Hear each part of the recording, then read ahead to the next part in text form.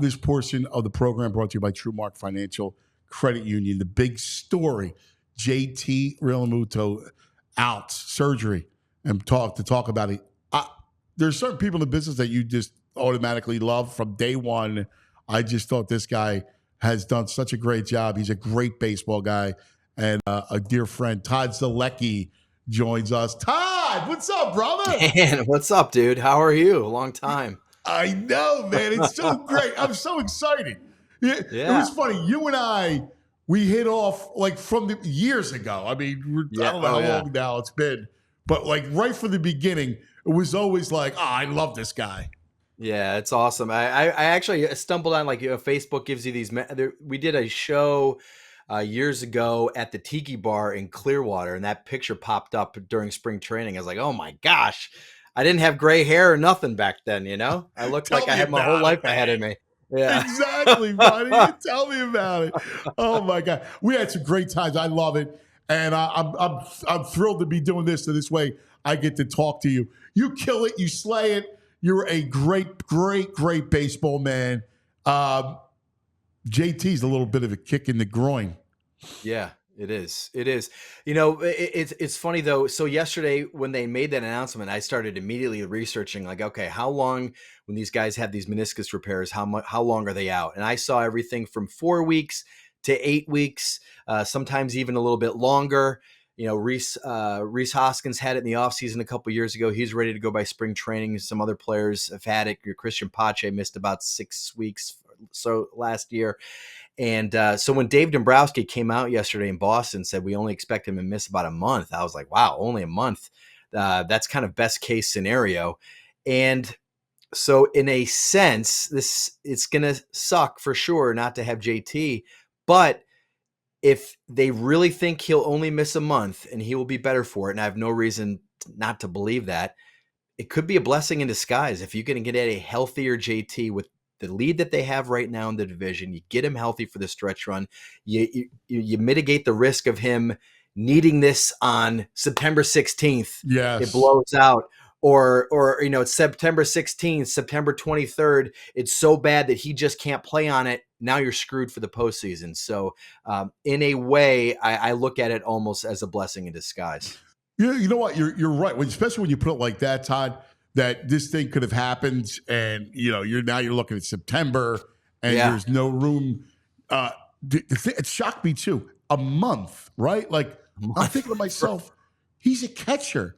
It's not like, he's a catcher who's in that position. So I was shocked by only a month. I was absolutely surprised as well when they said that because he does take such a beating. So you wonder if it's how bad it was. It must not be as bad of a tear, I guess. I don't know. I'm not the doctor, but 4 weeks for a catcher, that is pretty wild. Because again, I went back and I looked at other catchers that have had this surgery.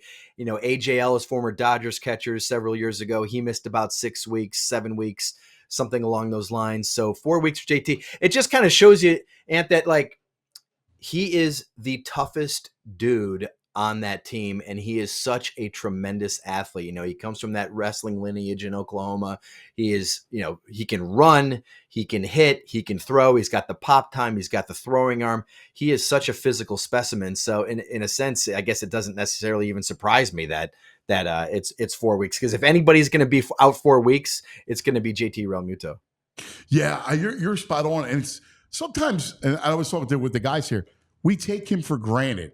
He, obviously Bryce is the star and Schwarber is the clubhouse leader, and truly the rock, and you're around him more than anybody, is JT. He's the rock of this thing.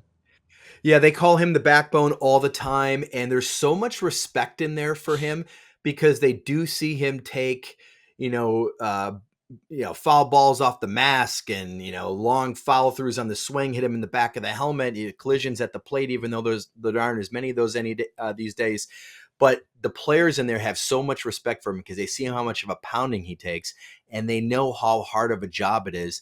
And he's caught by far the most innings in Major League Baseball the past 2+ seasons. It's like not even close when you consider the postseason as well. So this guy is a stud. And you look down the road, if he can stay healthy and stay productive, you're looking at maybe like a borderline Hall of Fame type player. Yeah, And yeah. those guys in there, they respect the heck out of him. So what's the answer? So can Stubbs? Can he handle? How much of the load can he handle? Yeah, so it sounds like they are going to try to share time or split time with Stubbs and Rafael Marchand. They've Yeah, always liked Marchand. They've always thought he was a good defensive catcher, that he can call a really good game. The thing with him is that he's just always hurt. He gets hurt all the time.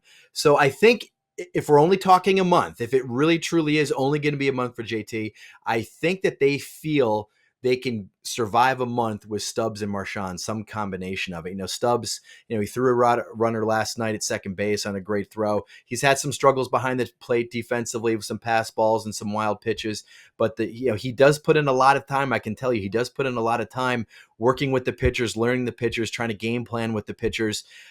Zach Wheeler didn't really seem to miss a beat last night with him behind the plate.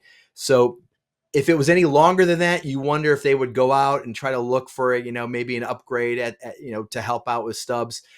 But I do think this injury kind of reinforces the idea. I do think they need to find at least some AAA catching depth, yeah. because now if one of those two guys goes down, now they're really in trouble, because their AAA catching depth is not very good. They have Aramis Garcia, who really played well in spring training, but he's really, really struggled in AAA. I think I was just looking at, he's batting 164 with a 501 OPS, not great. So maybe they look for some AAA catching depth.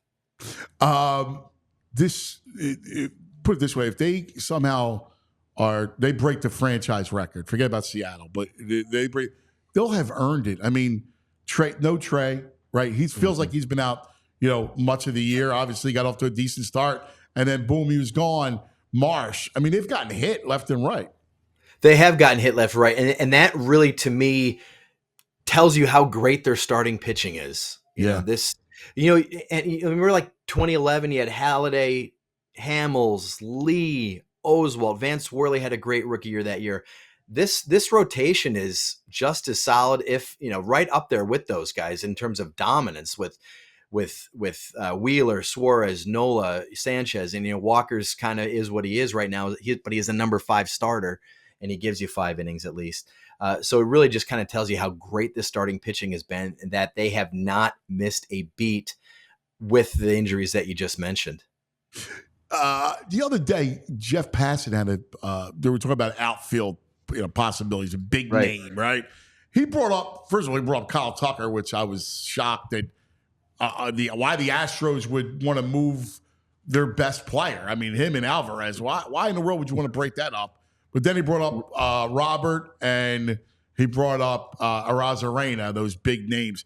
Do you see anything like that?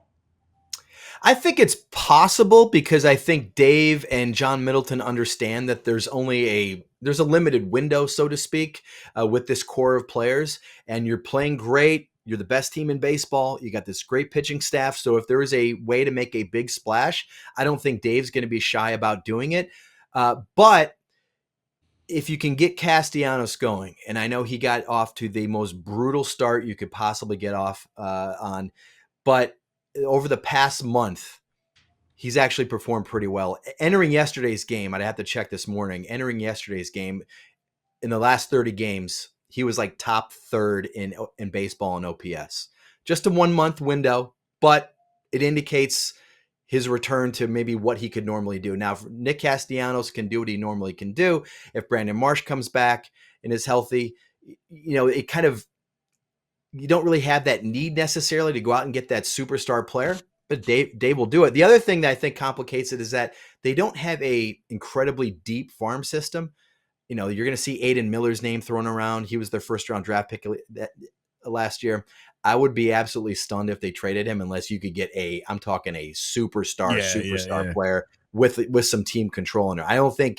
I personally would be surprised if Dave Dombrowski, for instance, traded Aiden Miller in a package to get Luis Robert. I would not do that. I think this guy is going to be a stud. Same thing with Andrew Painter. So I never put anything past Dave, but if you can get Castellanos going, you can get Marsh back. Hey, Edmundo Sosa maybe sees some time in left field. No, wow. Yeah, I mean, he maybe sees some time in left field when Trey comes back.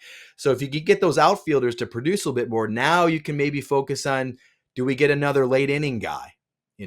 Do we do something like that? And you know what? You never know what else might pop up before now in Are July you worried 30th. about the and listen, you can always use an arm in the bullpen, but are Right. you concerned? I mean, obviously, Soto's a disappointment. Sir Anthony, you don't know about. Like he's hard to count on. I mean, other than that, I love, Alvarado. I love the rest of that pen. But those two spots are a little. Are you worried about it? I don't know if I'm worried about it, but I do think that there's always a need to upgrade your bullpen. So, like for example, if they would find a late inning arm that could help, now you're talking about somebody that would replace Jose Ruiz in the bullpen. I would definitely do that because there's going to be times in the postseason where you're running through guys, and man, it would be nice to have one other big arm in there in the bullpen that could get out a big out, in the NLDS or NLCS or World Series. So I would be absolutely open to it, not worried about it, but I do see a need there. And to me, when you can address the bullpen is probably one of the easier spots to address. At the trade deadline. Now you're going to see, I know a lot of people want like Mason Miller from the A's. He's got that'd be fantastic. And I've seen some names like, well, if you give up Miller and you give up Mick Abel and you give up Justin, I'm like, no, I personally, again, would not do that. I don't think the need is that great. And that price is way too steep to get somebody like that. Yeah, we were looking at dreaming Rooker and Miller, right? If you got Rooker, yeah, Miller for the A's. Oh, that would be amazing. That would be amazing. Now, what that would cost, I don't know. Yes. But I Aiden Miller, Andrew Painter, I wouldn't even, again, unless you're getting I'm talking an everyday superstar player with some team control, I'm holding on to at least those two guys. Yeah. No, I completely feel you. Hey, Todd Zolecki, MLB.com, and he does such an amazing job covering this team. You've covered baseball and the Phillies for a long time. You can give me perspective, right? This season at Citizens Bank Park, it feels like the spring, summer of love. Like, it does. I mean, baseball's not consumed this way. I've had this conversation.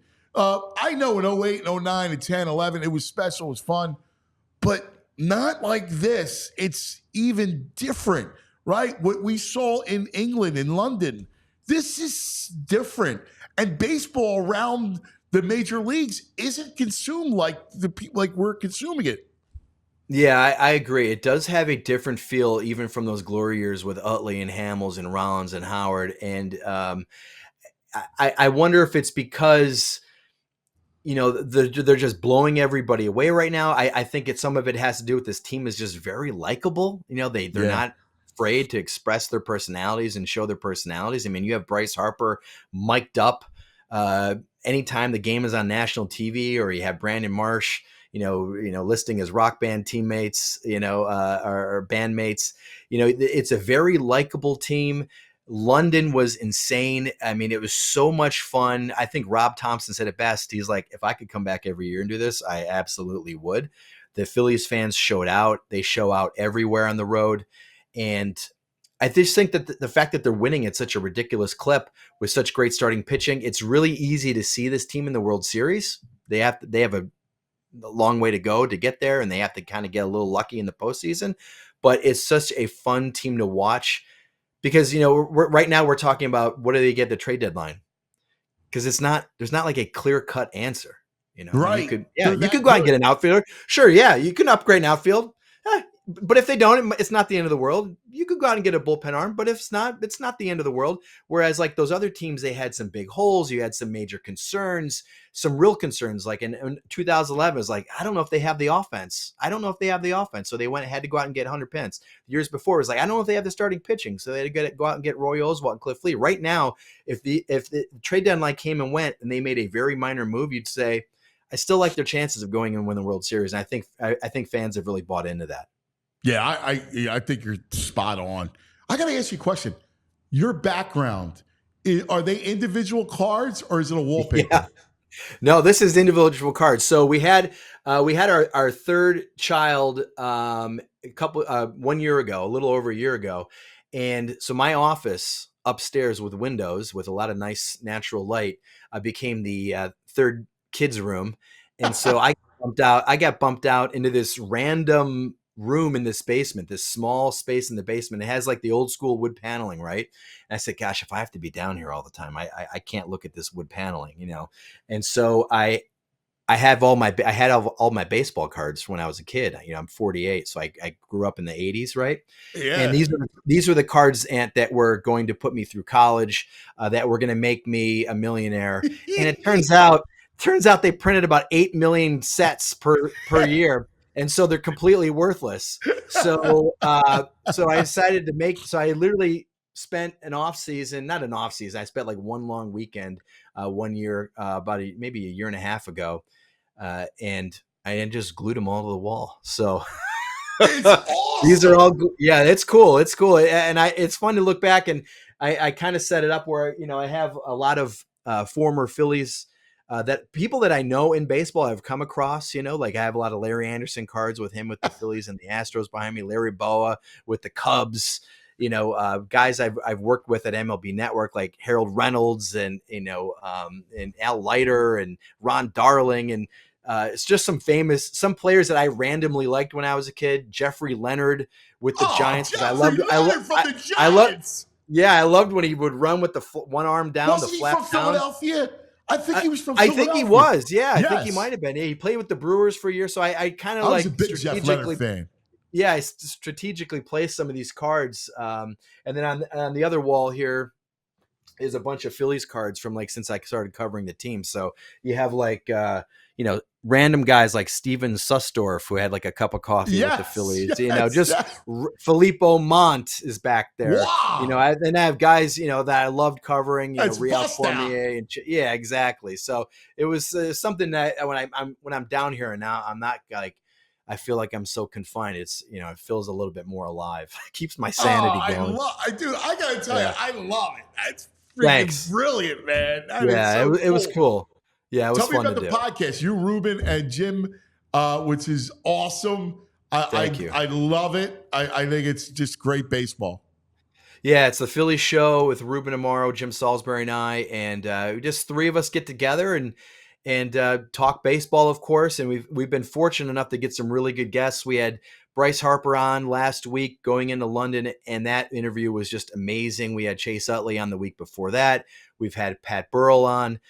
So every once in a while we'll throw a guest in there, and all three of those guys seem to enjoy it. I talked to Chase in London over the weekend, and I said, "Hey man, I just want to thanks for coming on the show again." He's like, "I listened to it. Actually, I enjoyed it." So tell a lot of good stories from Chase, a lot of good stories from Bryce. If you haven't listened to those, check those out. I mean, just, you know, it's funny because I'm a dad. You know, I have some kids that are like in T-ball and Little League, and you know, I asked Bryce some hitting questions to get for parents and stuff, and it was great. You know, it's fun. It's fun talking to those guys, and we have a blast. I absolutely love it. And there is not how old are. So I have an 11U player. So okay, Massimo is. In fact, we just started districts of the All-Stars. Oh, nice. So we're my son is 8, and I have a daughter who's 5, so she just did finished her first year of T-ball. Oh, that's it's awesome. Fun. It's fun. But it was funny. I don't talking to Ryan Howard in London over the weekend. He was telling me how he's coaching his daughter's 8-year-old softball team. And he was saying, it's like, man, you know, a lot of these dads, man, they're pretty intense. You know, they kind of get on the other team, they kind of get fired up, and, you know, it's like a little bit, you know, just like you're trying to develop these kids. And I told him a similar story last year with my son, you know, some hitting tips he was getting. And I said, you know, what coach was yelling at him to hit the lower half of the baseball, you know, and I'm like hitting off the machine for the first time. And I said, how about kid, have my son make some contact. Get him to make contact. So Ryan Howard breaks out a hitting drill for me. He gives me a little hitting drill for my son and my daughter. He's like, here's the way I want you to do it. He broke it down for me. It was great. It was fun. It's the greatest. And you're right. Like we try to throw so much at them, and you know better than baseball nuance. That's got to come with age. Like you right. You need to see ball, hit ball, like Charlie would always say. Like I brought Charlie to one of the Little League games, to one of our games. The kids went nuts, and it was don't complicate it for them. It's bad enough. Like baseball is such a head game, right? the last thing you want is put a kid in a head game situation.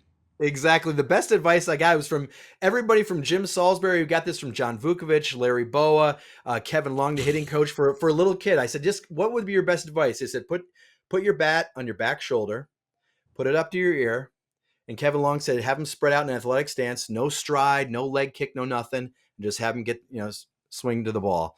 And like that, you just want them at that age just to make contact and feel good about them. So they want to come out the next season. Yes. You're not doing a crazy leg kick. You're not doing this like Bryce Harper. They're not Bryce Harper. They're 8 years old. They're 7 years old. Just let them hit the ball at that age and have some fun. It was cool. It was cool. Yeah. It's the best. By the way, dude, I'm a couple of years ahead of you in that sense. It gets better. It's so much fun. Last night we had 2 practices. He had his district and then his travel team. And so he practiced at 5:30 to 7:30 and then 8 to 9:30. Right. So I'm with him. Right. So I'm with him the whole time. I'm watching the Phillies game on my phone. I'm standing behind the cage. Right. And it's the greatest. Right. And afterwards, Daddy, can we get a Wendy's? I'm like, yeah. Of course. Right. But it's the bond that you have with your child with this stuff is the greatest. So God bless you, man. Thank you. I appreciate it. Really. Happy Father's Day, brother. Hey, thanks. You too, man. Thanks. And good talking to you. Yeah, without a doubt. Definitely. We'll keep this going, man. You're the best, brother. I love you. Thanks, Ann. I appreciate that, man. Thanks, Todd. Todd Zolecki, MLB.com. We all silly like the mayor.